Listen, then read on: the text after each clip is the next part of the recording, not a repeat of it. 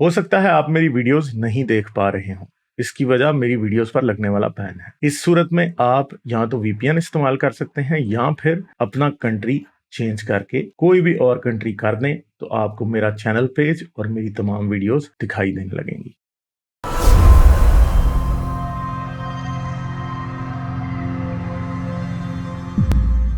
Reason से बात करते हैं। हेलो। हाँ जी, हेलो। आवाज आ रही है मेरी? हाँ जी, आ रही है। क्या हाल है?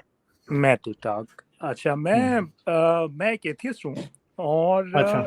लेकिन ये जो आर्गुमेंट है कि अगर ये पूरी यूनिवर्स खुदा ने नहीं बनाई तो फिर ये कहाँ से आई, ये मैंने भी जब लोगों से बात की है तो अक्सर लोग इसी के ऊपर जो है वो बात अपनी ख़त्म करते हैं। और आपसे भी अभी आर्यन खान ने बात की और जो पिछले वाले कॉलर थे उन्होंने भी एंड यही किया कि अगर ये यूनिवर्स खुदा ने नहीं बनाई तो फिर कहाँ से आई। तो मैं इस आर्ग्यूमेंट को जो है वो स्टील मैन करना चाहता था ताकि हम इसको डिसमिस ना करें, क्योंकि मैं भी इस पोजीशन में रहा हूँ किसी वक्त। तो अगर मुझे सिर्फ 2 मिनट दें तो मैं इसको प्रेजेंट करना चाहता हूँ। तो पहली बात तो ये है कि ये बड़ा ड्यूरेबल है, मसलन कि ये अक्सर लोगों के दिमाग में चीज़ है। तो इसकी एग्जांपल मैं 2 एग्जांपल है मेरे पास। एक एग्जांपल ये है कि अगर हम एक वीडियो लगाएं अंधेरे कमरे में और उस कैमरे के अंदर हमें नजर आ रहा हो कि एक लाइट जो है वो उसके इर्द गिर्द घूम रही है, तो उसके 2 हम तरीके से उसको समझ सकते हैं। एक कि वो लाइट घूम रही है, दूसरी वो कैमरा जो है वो घूम रहा है, रोटेट कर रहा है। तो उसका मिसाल ऐसे ही है जैसे दुनिया में तमाम नहीं, ज्यादातर लोग ये समझते थे कि सूरज जो है वो दुनिया के इर्द गिर्द घूम रहा है, और जब उसके खिलाफ बात हुई कि दुनिया जो है वो सूरज के इर्द घूम रही है, तो उसके बारे में लोगों ने कहा कि हमें सबूत दिखाओगे तो हम मानेंगे। हाँ, एग्जैक्टली। ठीक। तो हालांकि पहले जो वो चीज मानते थे वो एक बज़ाहिरी चीज थी जो उनको लगती थी, और उसको उन्होंने एज अ प्रूफ मान लिया, एज जिसको कहते हैं ना एविडेंट, कि ये तो बज़ाहिरी तौर पर लग रहा है हमें। तो जब हमें एथियस्ट जो है, मुसलमान या हिंदू या क्रिश्चियन, जब हमें कहते हैं कि जब ये तमाम चीजें खुदा ने नहीं बनाई तो फिर ये कहाँ से आई, तो हमें ये जो आर्ग्यूमेंट है इसको डिसमिस नहीं करना चाहिए, क्योंकि बड़ा एक स्ट्रॉन्ग आर्ग्यूमेंट है, कम से कम उनके दिमाग में। ठीक। तो इसकी एक और मिसाल ये है कि अगर किसी को जेल में बंद कर दिया गया हो और उसके ऊपर अपील हो कि हम समझते हैं कि ये बेगुनाह था और इसको जेल में बंद कर दिया गया है, तो जो अपील करने वाला है मुद्दा जो है वो उसके ऊपर होगा कि एविडेंस वो पेश करे। तो हम अक्सर इसको डिसमिस करते हैं ये कह के कि बर्डन ऑफ प्रूफ हम पे नहीं है। ठीक। तो अगर हम ये समझते हैं कि ये गलत शख्स को डाल दिया गया जेल में और उसको हम अपील करें, तो कोर्ट जो है वो हमसे मांगेगी। हम उसको सिर्फ ये नहीं कह सकते कि आप गलत थे, इसको छोड़ दें। तो जो मुसलमान हैं इस उसमें सिनेरियो में, वो भी हमसे यही मांग रहे हैं कि अगर हम गलत हैं तो हमें प्रूफ करो, हमें एविडेंस दो।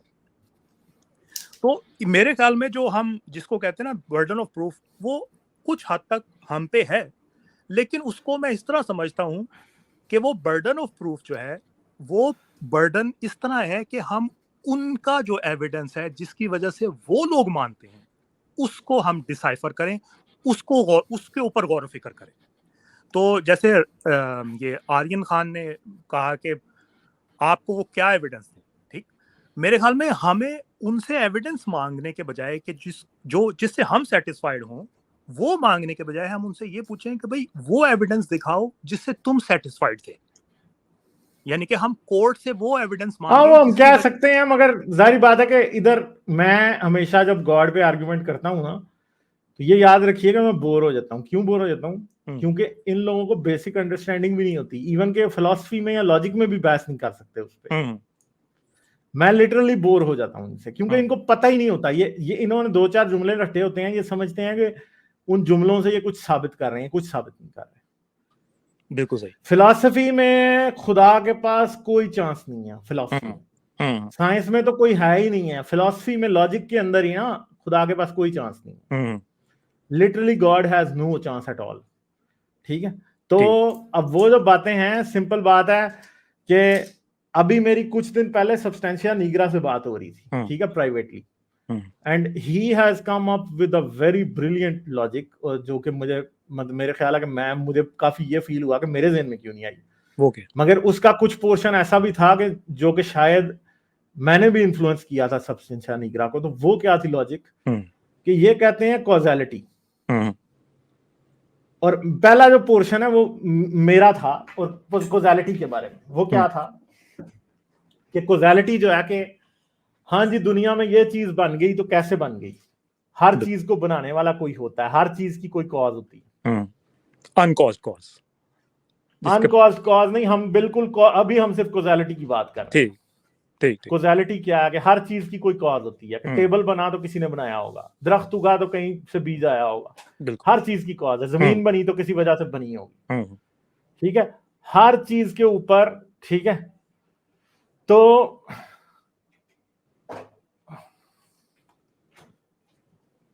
क्या हुआ जी कि जो हर कॉजेलिटी कहां से आई है?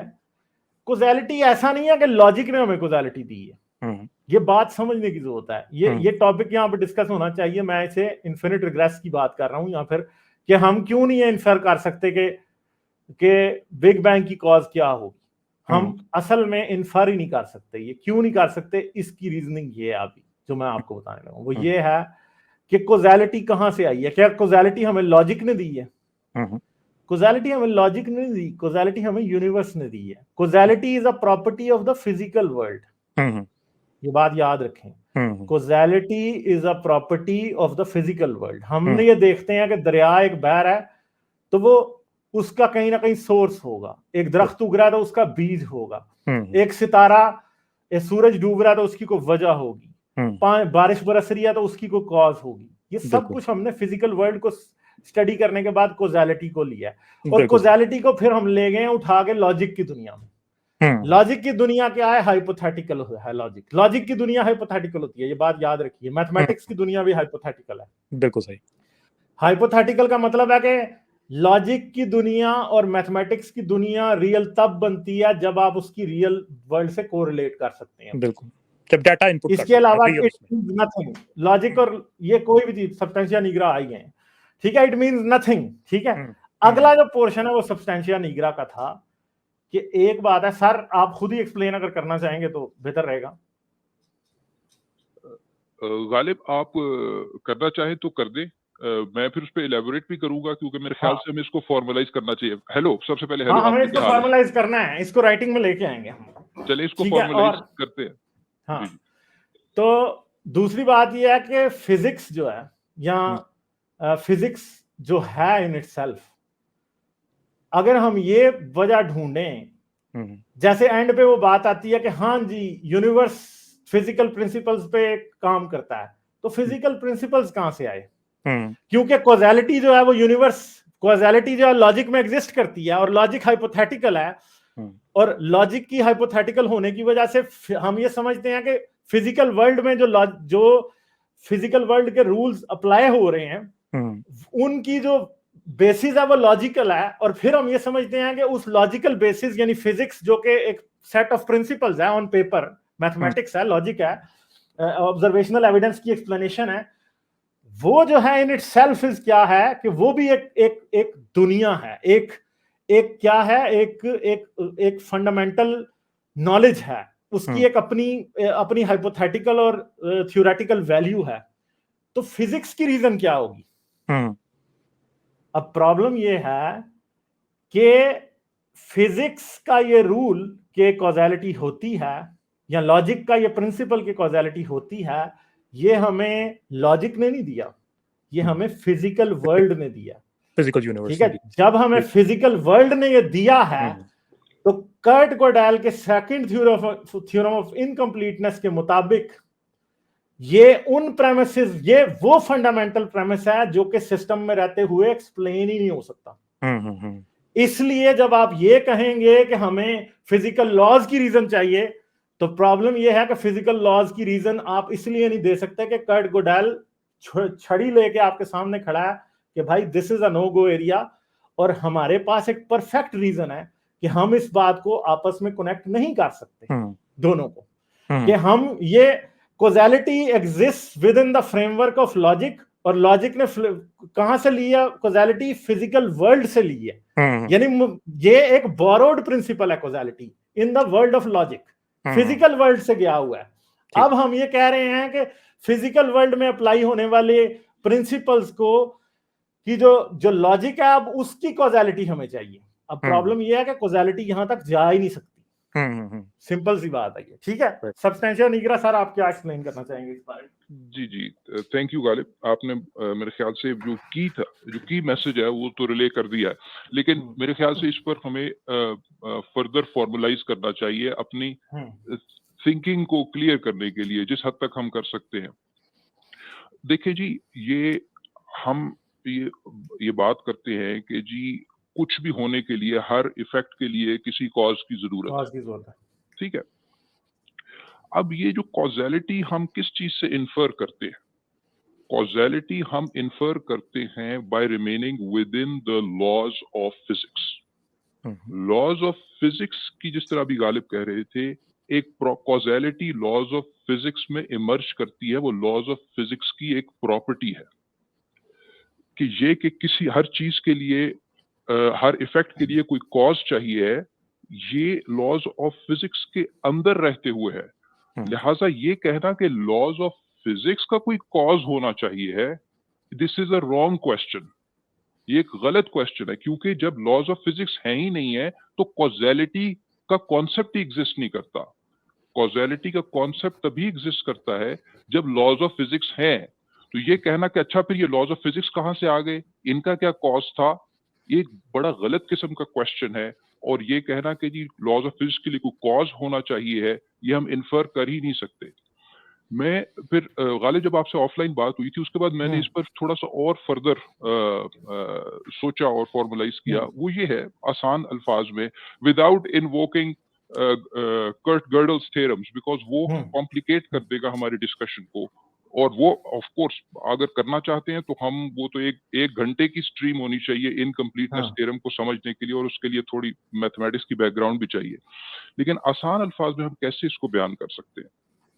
आप ये देखिए कि कॉजेलिटी, जब हम कहते हैं कि जी किसी ऑब्जेक्ट की स्टेट में चेंज लाने के लिए हमें कोई कॉज चाहिए है, तो ये किस कॉन्टेक्स्ट में बात हो रही होती है? ये तो उस कॉन्टेक्स्ट में बात हो रही होती है once the fundamental forces are there, particles मौजूद हैं, वो under the influence of force fields हैं, तो आपको उन फोर्स फील्ड्स का जो भी एक पोटेंशियल है उसके अगेंस्ट मूव करने के लिए किसी कॉज की जरूरत है।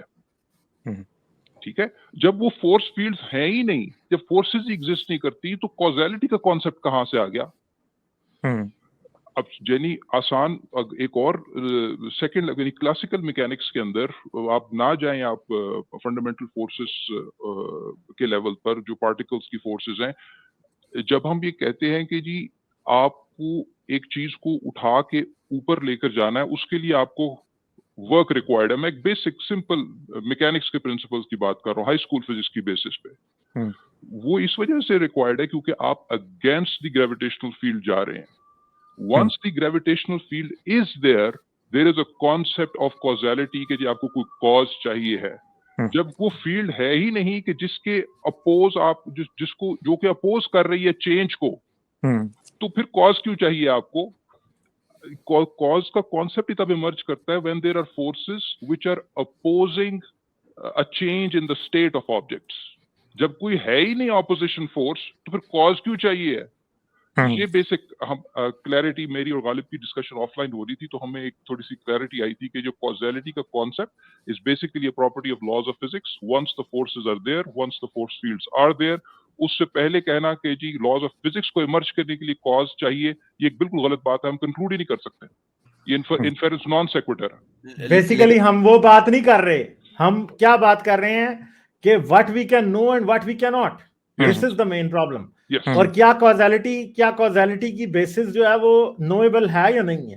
तो इसकी बेसिस के ऊपर अगर इवन कि हम ये मानते भी हैं यूनिवर्स में कॉजेलिटी है, और हम ये कहें कि यूनिवर्स को कॉजेलिटी प्रीसीड करती है, लॉजिकली ये बात इलॉजिकल है कि यूनिवर्स को कॉजेलिटी प्रीसीड करती है। नहीं करती। Therefore, ये कहना कि विद इन द यूनिवर्स तो हर चीज के लिए कॉज चाहिए, लेकिन ये कहना कि यूनिवर्स को किक स्टार्ट होने के लिए कॉज चाहिए था, it doesn't follow from our logic.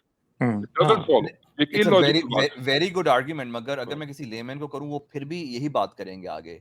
बस हाँ, मगर वो तो हम अपने लिए कर रहे हैं ना, अब हम इस वक्त एडवांस्ड लेवल की लॉजिक डिस्कस कर रहे हैं, जो कि उन लोगों के लिए इंटरेस्टिंग है कि जो लोग इस बात को समझना चाहते हैं कि हम आते कहां से।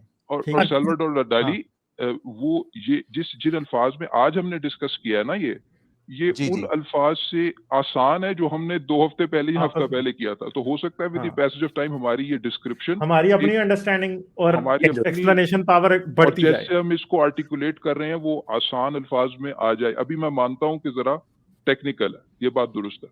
तो मेरे ख्याल में अगर आपने जो बात की वो समझ आ गई है, वैसे ऐसी बात नहीं है, इट्स वेरी मुझे तो समझ आ गई। बट आई थिंक कि वी बिलीव इसे मजीद सिंपल एक्सप्लेन किया जा सकता है। This is what substantia nigra is trying two point out. मेरे ख्याल में अगर मैं जिसको कहते हैं ना कि डेविल्स एडवोकेट, तो मैं जैसा मैंने कहा था मैं स्टील मैन करना चाहता हूँ थियस्ट का जो आर्गुमेंट है, तो वो ये कहेंगे कि अगर लॉजिक जो है, जो कॉजेलिटी है और लॉजिक है, वो इस यूनिवर्स से वो हुए जनरेट हुए, जब फिजिकल प्रॉपर्टीज जनरेट हुई इस यूनिवर्स की, तो उससे ये जो है ये पैदा हुए। तो जाहिर सी बात है, मतलब मैं I am being the devil's advocate, तो फिर वो ये कहेंगे कि जाहिर सी बात है जो चीज, अब मैं यहाँ पे बीइंग भी नहीं यूज कर रहा, मैं इंटेलिजेंट बीइंग भी नहीं यूज कर रहा, जो भी चीज थी जो जिसकी वजह से ये स्टार्ट हुआ या जिसने ये स्टार्ट किया, वो इन चीजों से बियॉन्ड होगा। ठीक, ये मुझे नहीं, मगर इससे आगे की जो बातें हैं ना, दे आर ला लैंड। बिल्कुल सही। जब आपकी कॉजेलिटी यूनिवर्स के बिगिनिंग से पीछे या आउटसाइड यूनिवर्स उसकी रीच ही नहीं है, तो आप कैसे उसे वहां पहुंचा सकते हैं? देखें, आप क्लेम उस चीज के बारे में कर सकते हैं जिसको आप या तो फिजिकली टेस्ट कर सकते हैं या एटलीस्ट आपकी लॉजिक उस तक रीच कर सकती है। अब प्रॉब्लम यह है कि ना तो हमारी फिजिक्स वहां तक रीच कर सकती है, ना लॉजिक। और ये याद रखिएगा कि अगर यूनिवर्स की कॉज कभी पता लगेगी, तो आज एक और बात मैं आपको आज बता रहा हूं, इट वुड बी इलॉजिकल। रखिएगा बात याद, कैसे? वो वैसे इलॉजिकल होगी जैसे क्वांटम मैकेनिक्स के प्रिंसिपल्स इलॉजिकल लगते हैं हमें दिन रात। यानी खुद जो क्वांटम मैकेनिक्स के फादर्स हैं वो ये कहते हैं कि भाई कौन था वो मेरे ज़हन में नहीं है, शायद अभी आप लोगों के ज़हन में हो, जिसने कहा कि if you think you have understood quantum mechanics, you haven't understood quantum mechanics. I think ये तो फाइनमैन ने कहा था शायद, most likely. हाँ, तो बात ये है कि प्रॉब्लम यही है कि हमें जब अगर फर्ज करो कि कभी पता लगेगा ना कि यूनिवर्स की कॉज क्या है, दैट उसके लिए हमें अपनी लॉजिक फिर मॉडिफाई करनी पड़ेगी और कॉजेलिटी मॉडिफाई करनी पड़ेगी। स्टैंडर्ड प्रिंसिपल कॉजेलिटी के क्वांटम मैकेनिक्स में अप्लाई ही नहीं होते। कॉजेलिटी की तो मतलब कॉजेलिटी और लॉजिक के प्रिंसिपल्स ऐसे हैं कि वो वहां पे ब्रेक डाउन हो जाते हैं। अब हम कैसे माने कि आपकी कॉजेलिटी जो है वो यूनिवर्सल है, जबकि हम फिजिकली ये बात साबित कर चुके हैं कॉजेलिटी यूनिवर्सल नहीं है। ठीक है, हम फिजिकली ये बात साबित कर चुके हैं क्वांटम मैकेनिक्स में कि आपकी कॉजेलिटी और आपकी लॉजिक जो है वो हर जगह पे एप्लीकेबल नहीं है। इवन के यूनिवर्स में हमें इस बात का एविडेंस मिल चुका है। मेरे ख्याल में बड़ी देर से फिलॉसफी लिमिटेशंस ऑफ साइंस की बात करती आ रही है और कोई भी कभी लिमिटेशंस ऑफ फिलॉसफी की बात नहीं करता। प्रॉब्लम ये है असल में यहाँ। आप ये देखिए ना गालिब, ये जो लॉजिक है ये ultimately product of biological evolution है, हमारे दिमाग का प्रोडक्ट है। हमें जरूरी नहीं है कि वो सारी चीजें लॉजिकल लगें जो यूनिवर्स के फंडामेंटल लेवल पर ऑपरेट कर रही हैं। Now we can be open to all the interpretations of quantum mechanics. हमें पता है कि आज भी एक डिबेट है कि असल में डिटर्मिनिस्टिक है, हमें लग रहा है कि ये डिटर्मिनिस्टिक नहीं और प्रोबेबिलिस्टिक है।